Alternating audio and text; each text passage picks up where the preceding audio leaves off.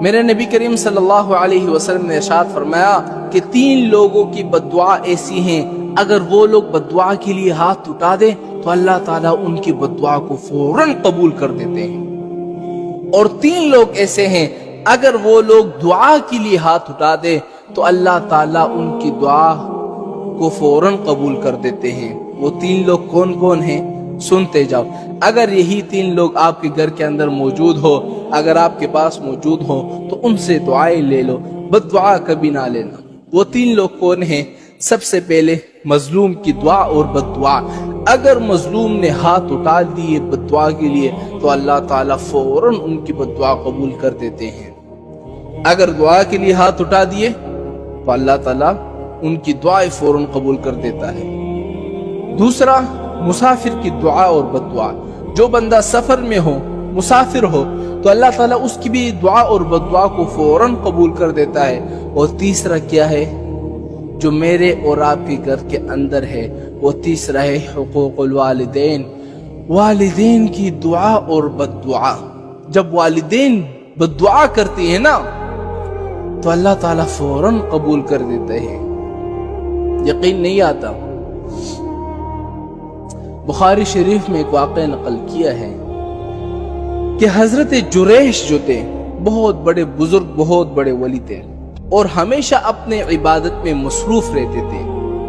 اچھا، اس نے ماں کو ڈانٹا نہیں تھا، ماں سے بدتمیزی نہیں کی تھی، ماں کو تپڑ نہیں مارا تھا۔ اس نے پتہ ہے غلطی کیا کی تھی؟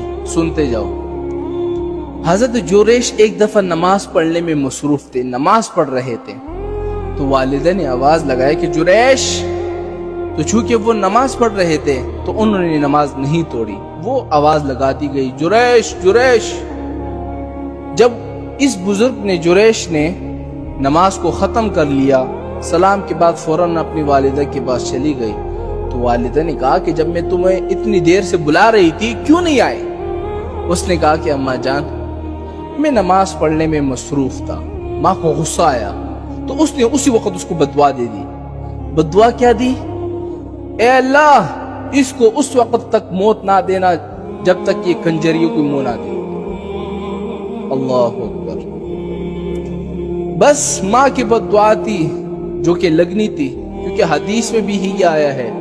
اور ایک شخص میرے نبی کے پاس آیا اور کہا کہ سب سے بڑے گناہ کون سے ہیں؟ آپ نے فرمایا سب سے پہلے یہ ہے کہ شہادت الزہور، جھوٹی گواہی دینا۔ دوسرا کیا ہے کہ الاشراک باللہ، اللہ کے ساتھ شریک ٹھہرانا۔ اور تیسرا کیا ہے؟ حقوق الوالدین، اپنے والدین کی نافرمانی کرنا۔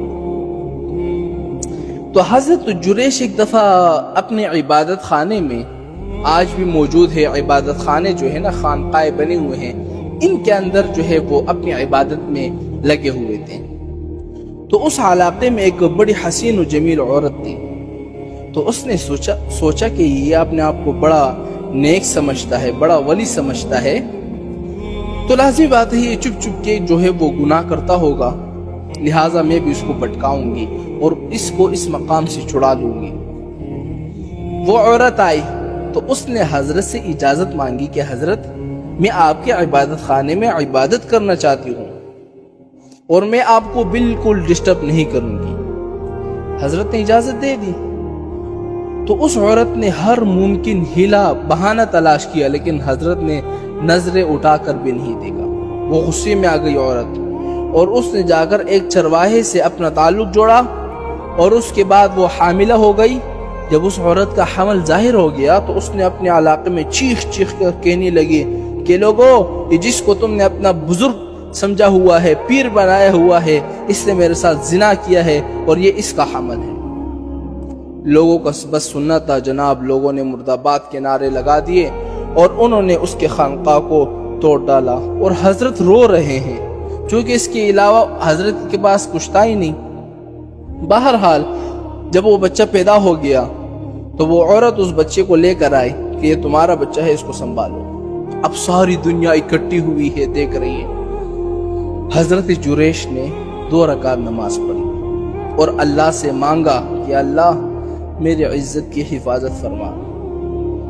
مجھے پتا ہے کہ مجھے میری ماں کی بددعا لگی ہے، لیکن میرے لیے مہربانی کر کے راستہ پیدا فرما۔ اور اس بچے کو انگلی لگائی اور پوچھا کس کے بیٹے ہو؟ تو بچہ بھی بول پڑا کہ میں تو فلاں چرواہے کا بیٹا ہوں۔ اب لوگ اتنے شرمناز ہو گئے کہ اس کے بعد پھر انہوں نے دوبارہ خانقاہ بنایا اور پہلے سے بھی بہتر بنایا۔ تو حضرت جریش لوگوں سے کہنے لگا کہ اللہ کے بندو، میں نے کوئی گناہ نہیں کیا تھا، اصل میں مجھے میری ماں کی بددعا لگ گئی تھی۔ میری ماں نے مجھے بددعا دی تھی کہ اللہ تعالیٰ اس وقت تک تجھے موت نہ دے جب تک تو کنجریوں کو منہ نہ دیکھ لے۔ میں نے اس کنجر کا منہ دیکھا، ہاں، تو اللہ تعالیٰ نے میری ماں کی دعا جو ہے وہ قبول کر دی۔ مسلمانوں، خدا کے واسطے اگر والدین زندہ ہے تو ان سے دعائیں لو، بددعا کبھی نہ لینا۔